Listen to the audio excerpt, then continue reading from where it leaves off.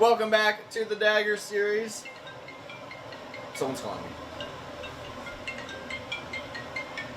Hey, welcome back to the Persian Dagger build. We are now ready to hand sand and bring out the Damascus pattern. It's been a while since we've actually worked on this blade, so I hope you haven't forgotten that this is Damascus, and it just needs to be sanded and etched. So I'm going to go ahead and do that. Right now the whole blade is up to a 320 grit finish, and I'm going to hand sand at 400 grit.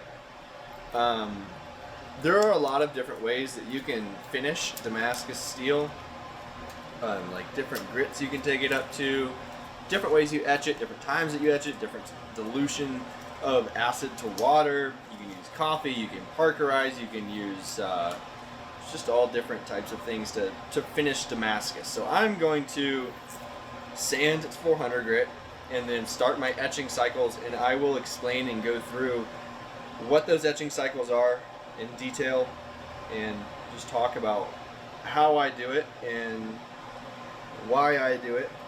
So stick around.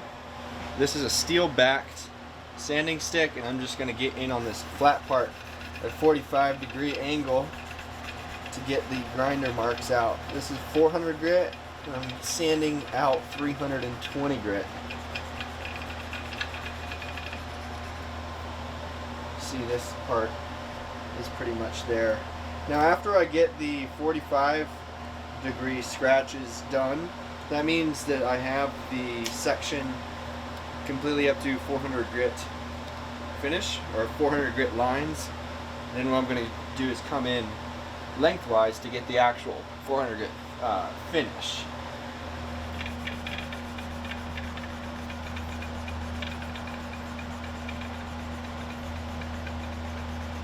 I've got that 45-degree 400 grit foundation there on those flats with that steel backed stick. I'm going to come in with a sanding stick that has a softer backing. This is Poundo board, which is the leather cutting boards. The cutting boards for leather working. I just cut a piece off, put that on there. It's pretty common. A lot of knife makers have sanding sticks with Poundo board on them. It's a hard material, but it gives a little bit and it makes a nicer finish. So I'll use that for the lengthwise sanding marks.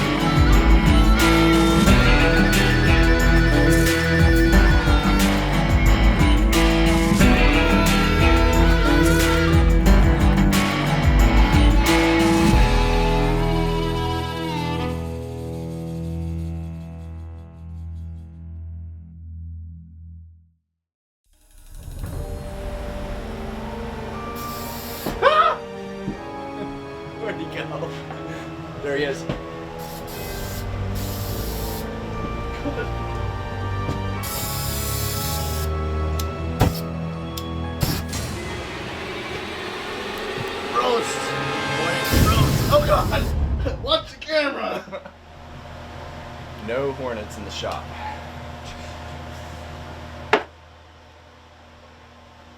Alright, that's figured out. So I'll let that sit in the acid now for about 15 minutes for the first etch.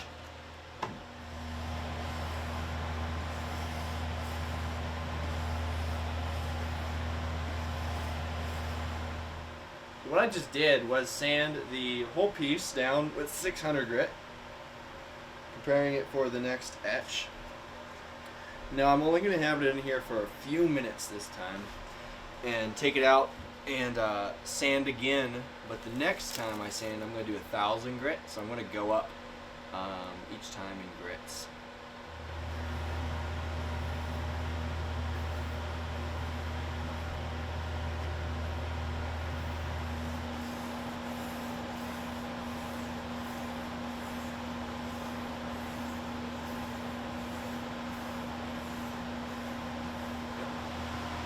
Right now I am in between the second and third etching cycle, and this is when I'm going to put my logo on the blade and my recently acquired JS logo too for Journeyman Smith.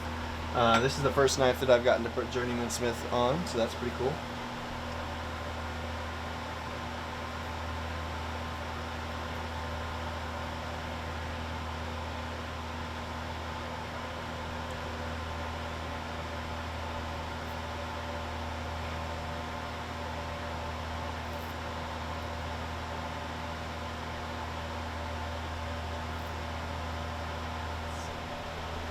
So when you pass Journeyman Smith, the ABS gives you this stencil. You can't just like, I mean, I guess you could, but you're not supposed to like just go and get a JS stamp yourself. You know, this is like, they give you an official stamp and stencil. So if you ever look at Journeyman Smith or Master Smith stamps, they all look the same. It's all the same typeface font and everything. So this is like the one that the ABS gave me afterwards, and this is the first time that I get to use it. I've been working up for many years to be able to put JS on this knife. So this is etch number 3. This will either be the final etch or the second to final etch. I got 1 or 2 more. And I'm not leaving it in for as long as I was on the first etch. So we'll do another 5 minutes on this one. I just finished the third etching and sanding cycle with 1,000 grit. Got everything nice and clean. Now what I need to do is buff it. So I've got a pink compound on there. It's a fairly fine compound. But I don't want to bear into it and like make it really a mirror finish. I want to really lightly buff it. If I make it too shiny, then the coffee etch, which is what I'm going to do next, the coffee won't adhere to the surface as well if it is so highly polished. So you want polished, but you also want it to have something that the coffee can stick to.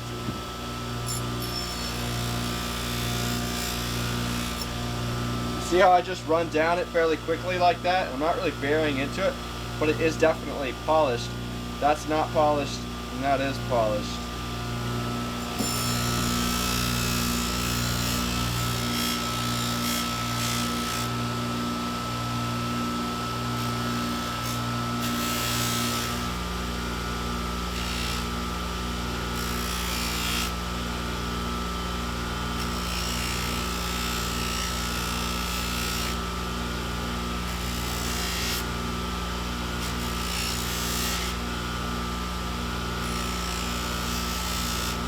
Very gentle on the buffer.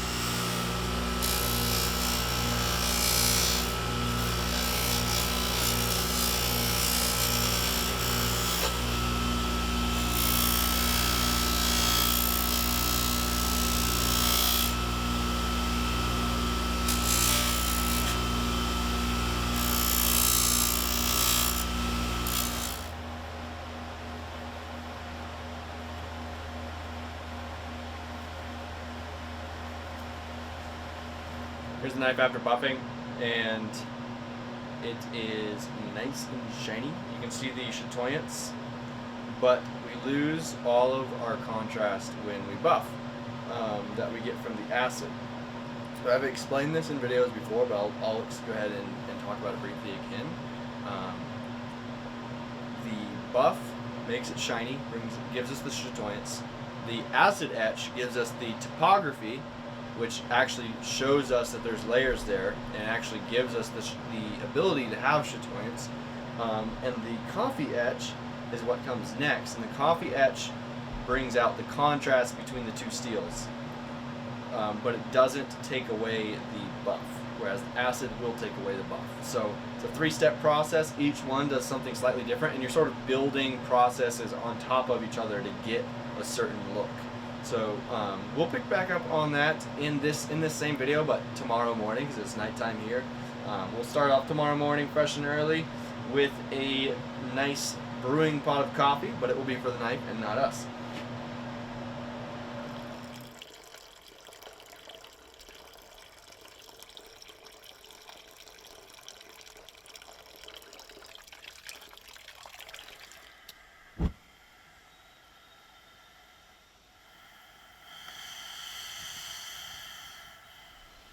Into the coffee we go.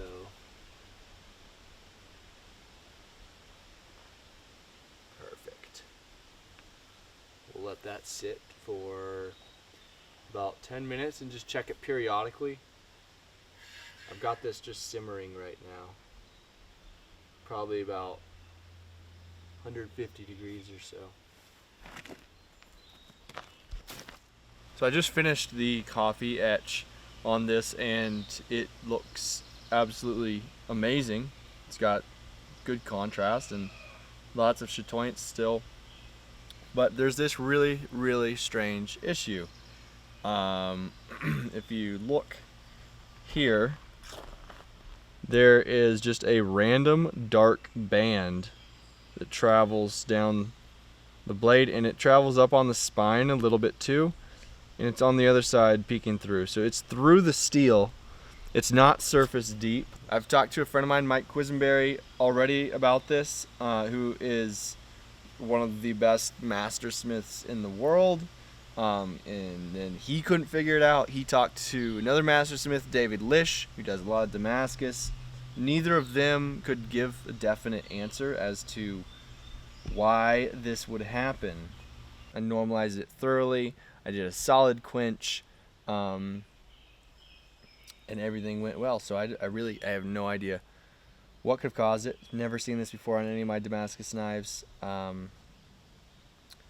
So what I'm going to do to alleviate this is to do a buffed finish. So you'll still see the Damascus. You saw the knife before I put it in the coffee etch, and where it was really shiny and you could see the layers and it looked beautiful. It just didn't have the high contrast. So this mark is only appearing when I do the etching, when I bring out the contrast. So I'm going to go ahead and put this on the buffer, make this a really nice polished Damascus look. I think it's the only thing that I can do at this point to get a nice finish, without having just a band of dark spot on that blade. So yeah, I don't know what to say. It just is what it is. It's really strange. We can't figure it out. Just doesn't make any sense to us. So to move on with this knife, I'm going to go ahead and put a different type of finish on it.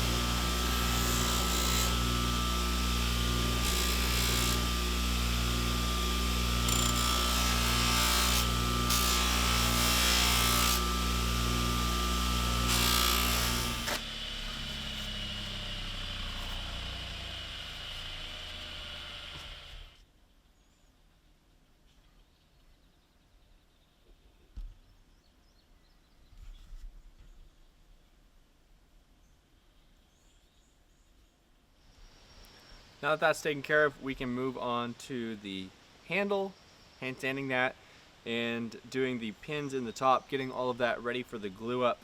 And then now this is buffed. This is the final finish on the blade. It's sort of a bummer that I had to go back, you know, revert back in steps, and I couldn't leave it with that high contrast etch. It's just not acceptable. You can't have, you know, a nice Damascus pattern and then boom, just a, you know, a line there. So and I don't think none of the people I've spoken to, and I don't think myself, that is a structural issue in the knife.